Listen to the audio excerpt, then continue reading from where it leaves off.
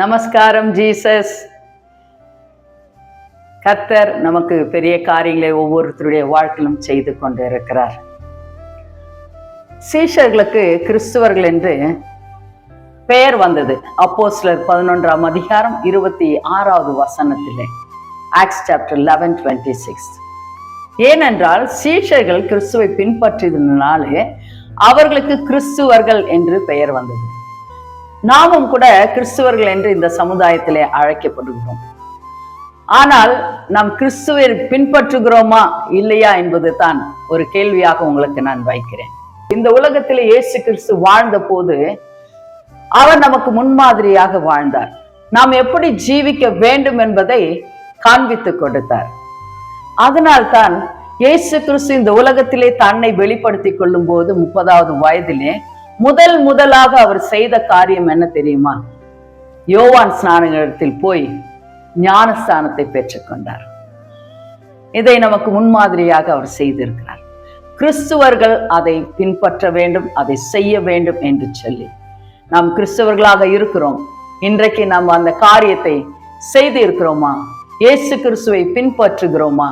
அவருடைய வார்த்தையின்படி நடக்கிறோமா? கிறிஸ்தவர்களாக இருந்து கொண்டு நம்ம பைபிளை வாசிக்கிறோமா என்ற சில கேள்விகளை உங்களுக்கு முன்பாக வைக்கிறேன். அதை யோசித்து பாருங்கள், பிறகு அது செய்யுங்கள். கர்த்தர் உங்களை ஆசீர்வதிப்பார். கண்களை மூடி நம்ம ஜெபிக்கலாமா? அப்பா பிதாவே, மக்கு ஸ்தோத்திரங்கள், நன்றிகள் கர்த்தாவே.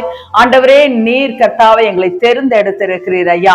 நாங்கள் அனைவரும் கிறிஸ்துவர்கள் என்று இந்த சமுதாயத்தில் அழைக்கப்படுகிறோம். கிறிஸ்துவை பின்பற்றாத படிக்கை அநேக காரியங்களிலே நாங்கள் பின்வாங்கி போயிருக்கிறோம் ஐயா. ஆண்டவரே, இனி கர்த்தாவை கிறிஸ்துவை பின்பற்றுவதற்கான வழி வாசல்களை நீ திறந்து கொடுக்க வேண்டுமாய் ஜெபிக்கிறேன். ஒவ்வொருத்தரும் யோசிக்கட்டும், ஆம் நான் கிறிஸ்துவை பின்பற்ற வேண்டும் என்று சொல்லி அவர்கள் முடிவெடுக்கும். கர்த்தாவே, நீர் என்னென்ன காரியத்தை செய்தீரோ ஆண்டவரே, எதை செய்ய சொன்னீரோ அதை செய்யத்தக்கதான இருதயத்தையும் கர்த்தாவே ஆண்டவரே அவர்களுக்கு கொடுக்க வேண்டுமாய் ஜெபிக்கிறேன் ஐயா. நீர் அவர்களோடு கூட பேச வேண்டுமாய் ஜெபிக்கிறேன் கர்த்தாவே. நீர் அப்படியாக கர்த்தாவை பேசி ஆண்டவரே உம்முடைய சித்தத்தின்படி அவர்களை வழிநடத்த போகிற கிருபைக்காக நன்றி செலுத்துகிறேன்.